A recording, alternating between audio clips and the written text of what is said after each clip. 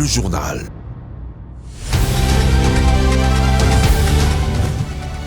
Merci de nous choisir pour vous informer. Madame, Monsieur, bienvenue à cette grande édition du journal sur Mondico Télévision, dont voici le sommaire.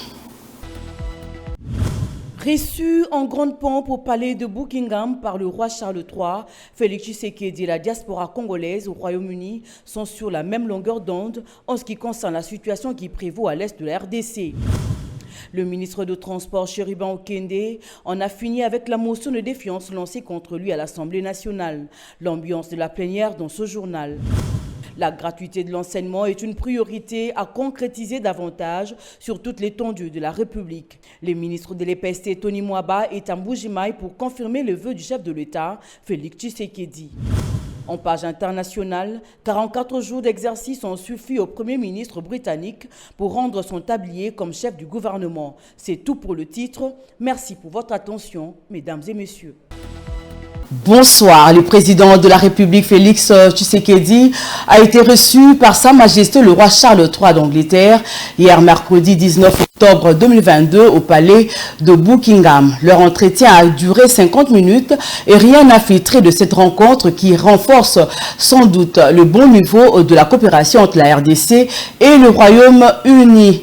Avant de se rendre au Ghana, où il a conféré avec le président Nana Akufo sur la COP27, Félix Tshisekedi a échangé avec la diaspora congolaise d'Angleterre. Reportage.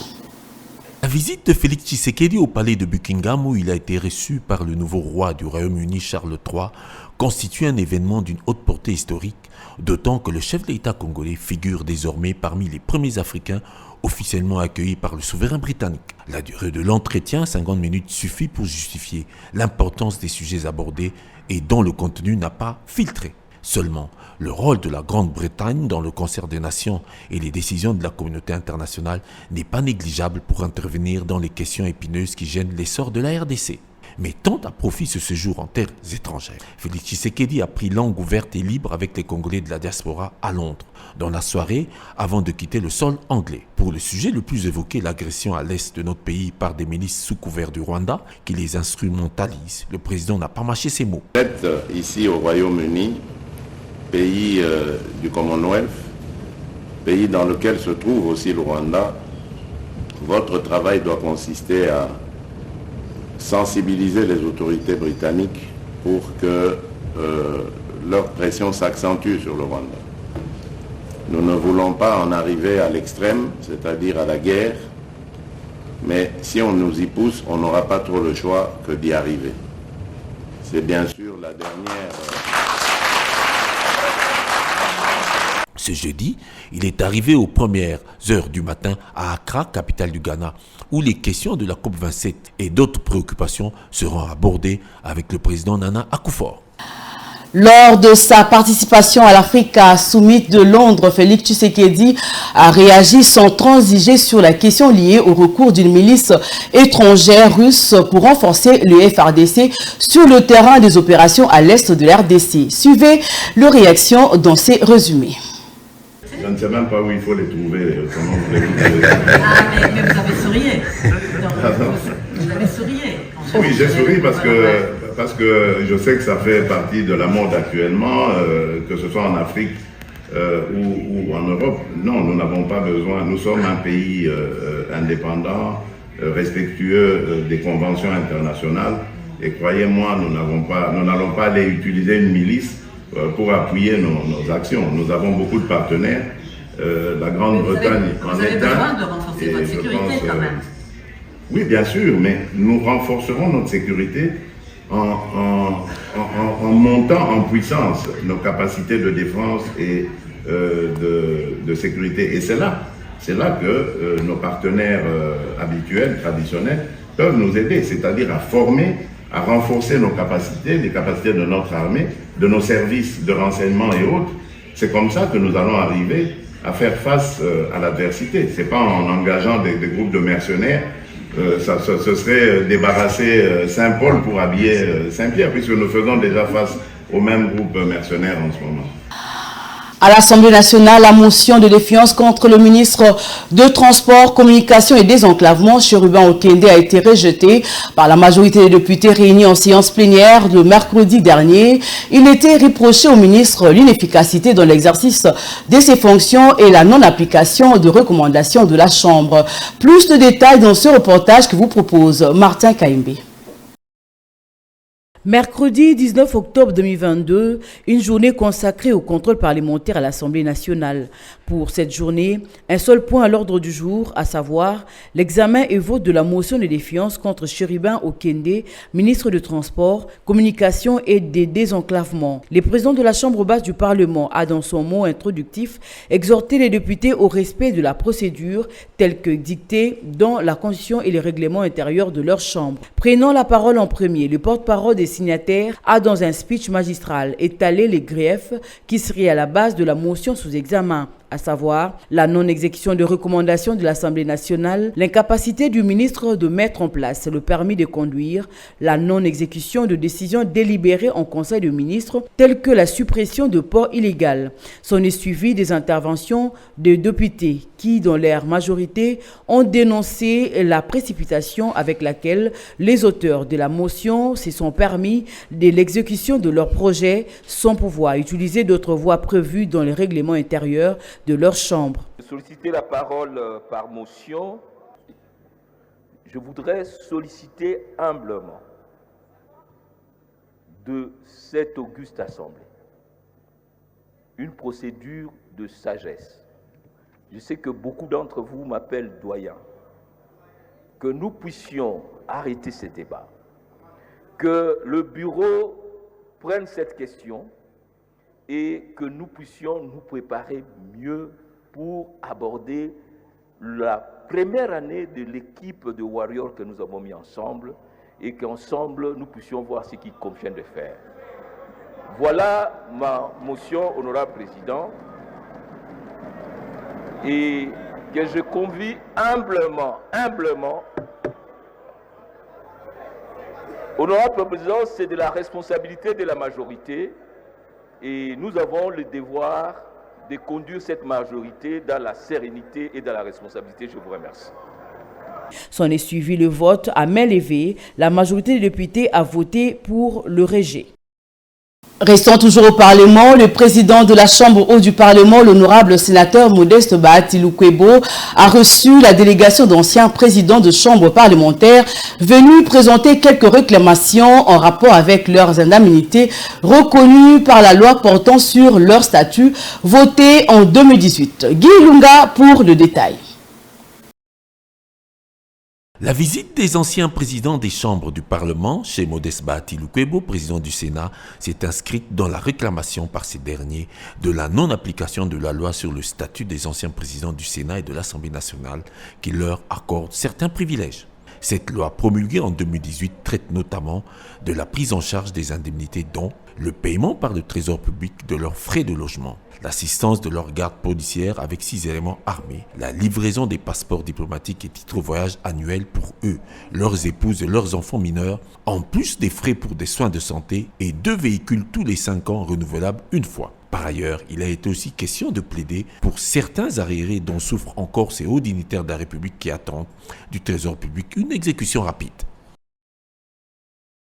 Prendre une position commune face aux partenaires étrangers de l'Occident dont les dispositions et conventions en rapport avec la COP27 résume la raison principale de l'émissaire du président Denis Sassou Nguesso chez Jean-Michel Sama Aloukonde hier mercredi 19 octobre 2022. Madame Arlette Soudan, ministre de l'Environnement du Congo-Brazzaville, entend faire valoir le poids de pays membres du bassin du Congo. Élément de reportage suivi. Madame Arlette Soudan-Mono, ministre de l'Environnement, Développement durable et du bassin du Congo et de la coordination technique du Congo-Brazzaville, s'est employée de rallier la RDC à la cause commune des pays membres du bassin du Congo afin d'exiger auprès des partenaires directs et indirects des gages et garanties nécessaires pour mieux accompagner toutes les conventions et mesures qui seront arrêtées lors des assises prochaines de la COP27 en Égypte. Et donc aujourd'hui, il fallait porter ce propos à ce très haut niveau et puis dans le nouveau narratif, nous demandons aux États riches simplement qu'ils se mettent à nos côtés pour lever ce verrou risque des banques multilatérales de développement afin de permettre au secteur privé, au travers même de ce qu'on appelle la responsabilité sociétale des entreprises, d'investir directement auprès des États qui ont déjà des projets identifiés, comme le Fonds bleu a déjà un certain nombre de dossiers issus des États et issus également des contributions déterminées nationales des États. Compter sur la RDC, pays solution dans la lutte contre le changement climatique, est un atout majeur pour la biodiversité mondiale qu'il convient. Nous voulons aujourd'hui dire au reste du monde que nous ne quémandons pas. Nous disons simplement aux pays riches que nous voulons un partenariat qui soit un partenariat qui prenne en compte également notre besoin, tout comme le leur, d'aller vers une transition énergétique, d'aller vers simplement une transition écologique, puisque nous avons des populations à qui il nous faut donner ce qu'on appelle une économie circulaire. Et il nous faut avoir des énergies propres également. Et cela a un coût. On ne peut pas se développer sans énergie. D'exercer dans les pourparlers et discussions avec les partenaires. Le Premier ministre de la RDC, Jean-Michel Sama-Lukonde, et l'émissaire du Congo-Brazzaville se sont en fait concertés sur les plaidoyers et décisions respectifs afin qu'ils convergent face aux États riches invités à se mettre aux côtés des pauvres pour lever des verrous et pesanteurs dans l'exécution des projets inclusifs. Et puis, en ce jour, à Mbujimaï, Tony Mwaba Kazadi est à la chasse contre les anti-valeurs qui ont élu domicile dans cette partie de la République dans le secteur de l'éducation. Avec les autorités politico-administratives, le patron de l'EPST tient à la réussite totale de la gratuité de l'enseignement primaire, comme le veut le chef de l'État, Félix Tshisekedi Tshilombo, reportage de Martin Kaimbe. La lutte contre les anti-valeurs reste le cheval de bataille pour le ministre de l'EPST, Tony Mwaba. À Mbujimaï, où il séjourne, tient au respect de la mesure phare du président de la République dans le sous-secteur de l'éducation, la gratuité de l'enseignement primaire. Les patrons de l'EPST s'est entretenu en premier lieu avec les présidents de l'organe délibérant du Kasaï oriental pour lui faire part de l'attention particulière qu'affiche les chefs de l'État à la gratuité pour tous les enfants du primaire. Échanger avec les autorités provinciales, on a commencé avec le président de l'Assemblée provinciale. Dans les minutes qui suivent, ça sera le gouverneur de province, pour échanger et harmoniser sur une question qui touche aux frais des scolarités qui sont perçus dans les écoles. Vous savez que depuis 2019, le chef de l'État a décrété l'effectivité de la gratuité de l'enseignement. Avant lui, ce n'était qu'une lettre dans la Constitution, mais il a sorti de la Constitution pour la rendre effective. Et c'est une grande réforme qui nécessite un suivi de près, pas seulement au niveau national, mais sur terrain, même en province. Donc, dans le cadre de la lutte contre les antivaleurs et la consolidation de la gratuité de l'enseignement primaire, nous avons été conduits à descendre ici pour faire un travail de terrain et harmoniser aussi les vues, comme je l'ai dit, avec l'Assemblée provinciale. Et tout à l'heure, ça sera aussi avec le gouvernement provincial. Tony Mwaba Kazadi a aussi insisté sur les anti-valeurs constatées dans cette contrée, notamment la perception illicite de frais dans certains établissements de la place. Toujours dans le secteur de l'éducation, dans le cadre du programme Pas une école sans banc, initié par le ministre national de l'EPST, Tony Mwaba, que le ministre provincial en charge de l'éducation, Charles Mbutamuntu, a procédé à la remise de bancs et entrant à l'épée Baumbu à Massina, un don de l'UNICEF, ce jeudi 20 octobre. Reportage. Après sa visite d'inspection hier au collège Bosangani à Ngiringiri, le ministre provincial en charge de l'éducation en vue de Kinshasa, Charles Mbutamuntu, a pris part ce jeudi 20 octobre à la cérémonie de remise d'un lot de 150 bancs et entrants à l'épée Baumbu, jadis en voie de disparition au regard de son état de délabrement il y a 2 mois passés. Ceci dans le cadre du programme initié par le ministre national Tony Mwaba, Pas une école sans banc. Un don du partenaire traditionnel du secteur de l'éducation, à savoir l'UNICEF, grâce au plaidoyer mené par le prophète de Tchangou, Jean-Claude Mvunzi, et donc à ce jour revêtu de sa plus belle robe. D'après le constat fait par le directeur provincial de cette province éducationnelle, ces enfants n'avaient ni banc ni installation hygiénique. Voilà pourquoi cet ouvrage est mis à la disposition des enfants, preuve de la détermination des autorités à mettre les élèves dans les conditions adéquates. Lors de la prise de parole, le patron de l'EPSTV de Kinshasa, Charles Mbutamuntu, Mbuta Muntu a rappelé à tous les enfants et cadres éducatifs l'importance particulière qu'accorde le chef de l'État à ces secteurs éducatifs de la RDC, raison pour laquelle il prône la mise en œuvre de la gratuité de l'enseignement déjà concrète sur toute l'étendue du territoire national. Il a aussi salué l'appui financier et matériel du partenaire de l'EPST, l'UNICEF, avant d'instruire aux bénéficiaires d'en faire un bon usage. Et pour finir, coup de tonnerre au Royaume-Uni, la première ministre britannique Liz Truss a pris la parole jeudi dernier à Downing Street pour annoncer sa démission au lendemain d'une journée catastrophique pour son gouvernement. Elle restera comme la première ministre la plus éphémère de l'histoire contemporaine, avec seulement 44 jours au pouvoir. Les détails avec Vinny Ngali Jr. Sa situation était devenue intenable. Contestée au sein de son propre parti et décriée par l'opinion publique, la première ministre Liz Truss a annoncé sa démission jeudi 20 octobre au lendemain d'une journée catastrophique pour son gouvernement. Brexit, mais je reconnais, au vu de la situation, je ne peux pas poursuivre le mandat pour lequel j'ai été élu par le Parti conservateur. Je demande, je présente ma démission au roi Charles III, ma démission du poste de leader du Parti conservateur. Selon un responsable du Parti conservateur, le nouveau Premier ministre britannique sera désigné d'ici au 28 octobre. Parmi les favoris pour succéder à Liz Truss, l'ancien ministre des Finances Rishi Sunak, candidat malheureux lors de la phase finale du processus de désignation du chef du Parti conservateur cet été. Penny Mordaunt, la ministre chargée de relations avec le Parlement, ou encore Jeremy Hunt, l'actuel ministre des Finances. Après la démission mercredi de la ministre de l'Intérieur et une soirée sous haute tension tournant à la foire d'empoigne au Parlement, le porte-parole de la première ministre avait assuré qu'elle n'avait aucune intention de renoncer. Liz Truss a pourtant rencontré jeudi matin à sa demande, selon Downing Street, le député à la tête du puissant comité 1922 chargé de l'organisation interne du parti conservateur et donc d'une éventuelle procédure de remplacement. De son côté, le chef de l'opposition britannique, le travailliste Keir Starmer, a appelé à la tenue d'élections législatives dès maintenant. A noter que Liz Truss a passé 44 jours au pouvoir, une première dans l'histoire du Royaume-Uni. Place à présent à la revue de presse de journaux parus à Kinshasa ce jeudi 20 octobre 2022, sélectionné et lu par Meje Bibomba.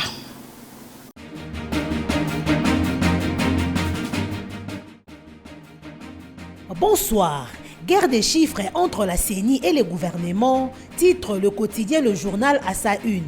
Selon le quotidien, les besoins exprimés par la centrale électorale oscillent autour de 624 millions de dollars américains pour acheter les kits devant servir à l'enrôlement des électeurs et financer les opérations prenant en compte 50 millions de Congolais.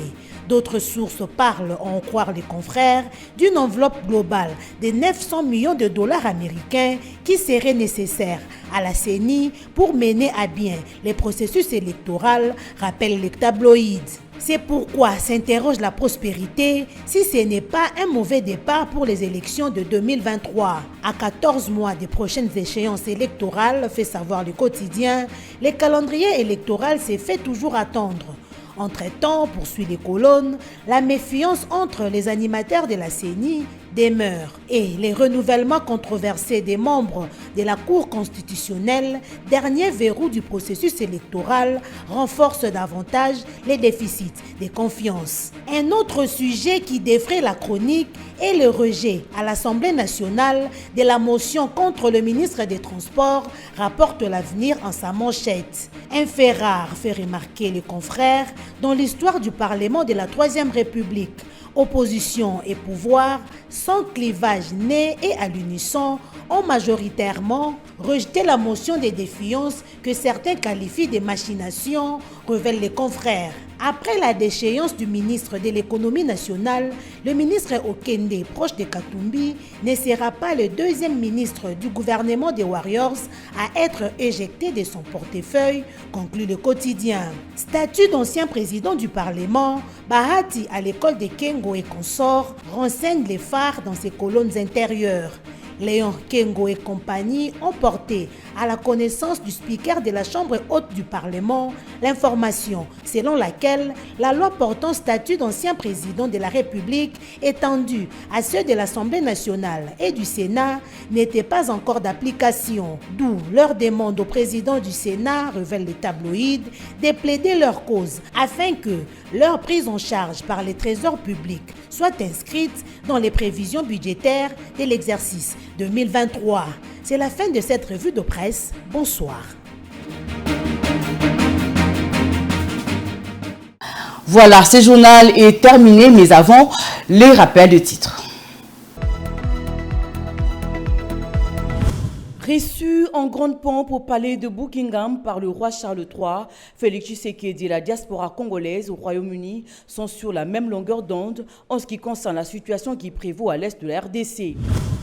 Le ministre de Transport, Chériban Okende, en a fini avec la motion de défiance lancée contre lui à l'Assemblée nationale. L'ambiance de la plénière dans ce journal. La gratuité de l'enseignement est une priorité à concrétiser davantage sur toute l'étendue de la République. Le ministre de l'EPST, Tony Mwaba, est à Mbujimaï pour confirmer le vœu du chef de l'État, Félix Tshisekedi. En page internationale, 44 jours d'exercice ont suffi au Premier ministre britannique pour rendre son tablier comme chef du gouvernement. C'est par ici que nous bouclons complètement cette édition du journal. Merci de l'avoir suivi. Demain, vous retrouverez Vini Ngali Junior pour la grande édition du journal. Bonne évasion sur Mondico Télévision. Au revoir.